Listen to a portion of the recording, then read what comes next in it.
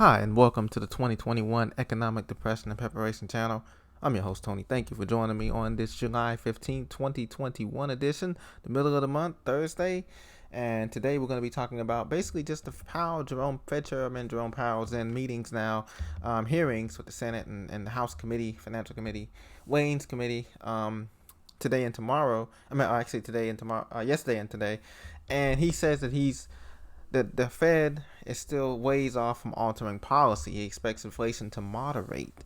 And we know that inflation has crept for the highest yield in the last 13 years. It's above 5.6% and headed towards 6% as we speak. And he said that he has the tools necessary. They'll change course if inflation gets above a certain level that they're looking for. So conditions in the labor market have improved, he states, but there's still a long way to go.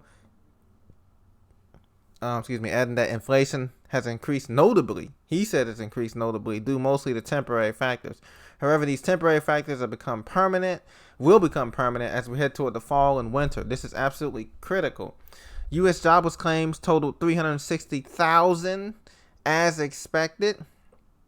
This week, we just got the numbers out at 8:30 a.m. I'm coming to you live. We just got the numbers right now. 360,000 jobs. And that's falling in line with estimates. This is the best number since the beginning of the pandemic, March 14, 2020. So this is a new low. So they're trying to spin it as a new low. But ladies and gentlemen, 360 jobs, initial jobless claims, is still a lot to deal with for this economy.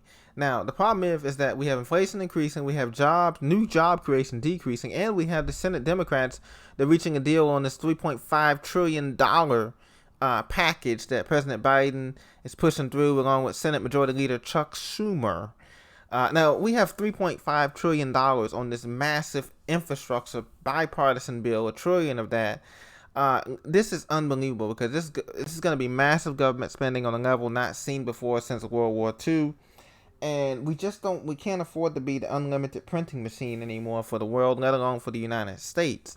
And so if this $3.5 trillion bill gets passed, this is a risky all or nothing strategy for the Democrats as they try to push through all of these bills before the midterms next year, in which the Republicans hope to gain ground.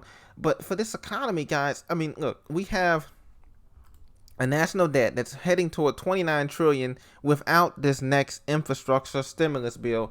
Now, the tax credits are going to come in for the kids starting in July, the end of this month. The IRS and the government's going to send a $300 child tax credit that will begin if you're making under a certain income. That will begin at the end of July into August. They're going to start doing that, printing that money up. So we got all these different programs reminiscent of the New Deal back in the Great Depression. Problem is now we have massive debt that you can see here. We're not bringing in our debt is exceeding the gross domestic product of the whole nation here at $22 trillion is all we produce.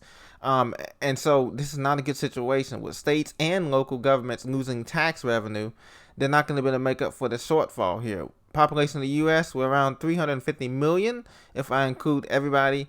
In the statistics, we're around 350 million people. Here it says 333, but we got to add in, those other people that's not included in those statistics as well. And you got to add in, of course, every day we have new people becoming citizens. So this here is kind of lagging behind. But basically, the new census says that we have 345 to 350 million people in the U.S. right now.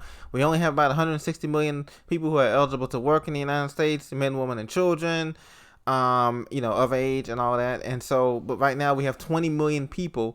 We have 20 million people, 25 million people that's unemployed, right? Then we have 20 million people who's underemployed, meaning they have a job but they're working 3 or 4 side jobs to try to make up the income from one job. And then we have another 20 million people that is working but undocumented, whatever you want to call it. And I'm not throwing any shade or knocking them. I'm just saying that we have 20 million working undocumented people in the United States as well. So the government, both Republicans and Democrats, are trying to figure out what are we going to do with these people when all SHTF happens, when this economy crashes for real. Right now, they're setting up the groundwork now. So the number one priority is to keep law and order, and they know this. And so that's why all these different variants are coming out, the Delta variant of all this pandemic, different things. That's the number one priority of a government. So that's what they're doing it.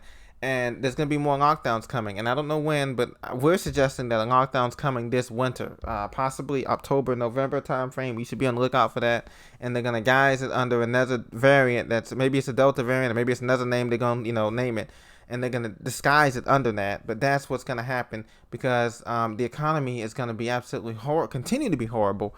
And and with these jobless claims, and with this inflation that's going to continue to rise, people are going to get more and more frustrated at the pace of which the stimulus is flowing. Because remember, there's no more stimulus checks coming. There's no more $1,200 or $600 coming. And so people are going to get frustrated, and this is what's going to carry out in the streets, kind of like what happened in Cuba. You guys have seen what happened in Cuba, right? Now, we don't know the whole story. We're just getting what the media is telling us. But basically in Cuba, they are rioting, and they're causing a lot of concern. Basically the same thing. They're not getting the basic needs, they're not saying communism itself, but they're saying they're not getting the basic needs of food, water, shelter, and clothing and all that stuff coming to them quickly. And that's what's a preview of what could happen here in the United States once this thing drops for real. Right now, the supply chains are still broken. So, that is also a concern. A lot of grocery stores, not only grocery stores, a lot of manufacturers are ordering ahead of time because they want to get ahead of this thing. But we're just going to see the supply shocks coming this winter because that's when, remember, the container shipping and all that, all those prices are going up. Lumber's come down, but the shipping, all those prices are going up, and that's gonna be passed on to the consumer coming up this fall and winter. And so that's why it's imperative that we all get our supplies together, because they're telling us right now that this is going to be a long-term thing. This is not a temporary inflation. This is going to be a 1970s Paul Volcker Treasury style inflation, where we can see inflation as high as 15-20% before it's all said and done over the next 3 years. Okay, so get prepared now. I'll talk to you guys a little bit later once we get more notes on this meeting. Today's hearings are just going on now. He just probably getting there about another hour, to start about 9:30 on some of these channels, CNN and stuff. And I'll be back with more reports later on. Have a blessed day. Talk to you soon.